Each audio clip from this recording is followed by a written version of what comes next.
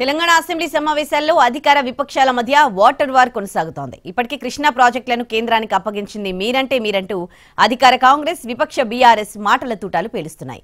ఇప్పుడు సాక్షాత్తు సభలోనే జల ప్రాజెక్టులపై చర్చకు సిద్ధం కావడంతో ఈ వ్యవహారం మరింత ఆసక్తిని పెంచేసింది. వారం రోజులుగా తెలంగాణ అసెంబ్లీలో నీటిపారుదల శాఖ ప్రాజెక్టులపై చర్చలు కుదిపేస్తున్నాయి. ముఖ్యంగా కృష్ణా బేసిన్లోని ప్రాజెక్టులను కేంద్రానికి అప్పగించే ప్రతిపాదనకు రేవంత్ నేతృత్వంలోని కాంగ్రెస్ సర్కార్ ఆమోదం తెలిపిందని విపక్ష బీఆర్ఎస్ ఆరోపిస్తోంది. అయితే ఇదంతా గత ప్రభుత్వం నిర్వాకమే అంటూ ఎదురుదాడి చేస్తోంది అధికార పక్షం.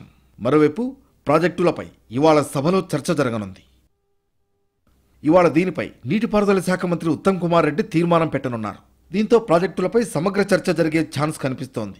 ఇప్పటికే అధికార కాంగ్రెస్ బీఆర్ఎస్ ను కార్నర్ చేస్తోంది.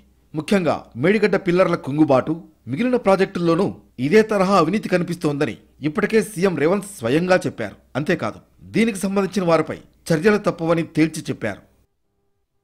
దీంతో తాము కూడా ఎక్కడా తగ్గేది లేదంటున్నారు విపక్ష బీఆర్ఎస్ నేతలు. బీఆర్ఎస్ తరఫున హరీష్ రావు చర్చల్లో పాల్గొంటుంటే కాంగ్రెస్ తరఫున సీఎం రేవంత్, సాగునీటి పారుదల మంత్రి ఉత్తమ్ కుమార్ రెడ్డి, ఇతర మంత్రులు వాదనలు వినిపించే అవకాశం ఉంది.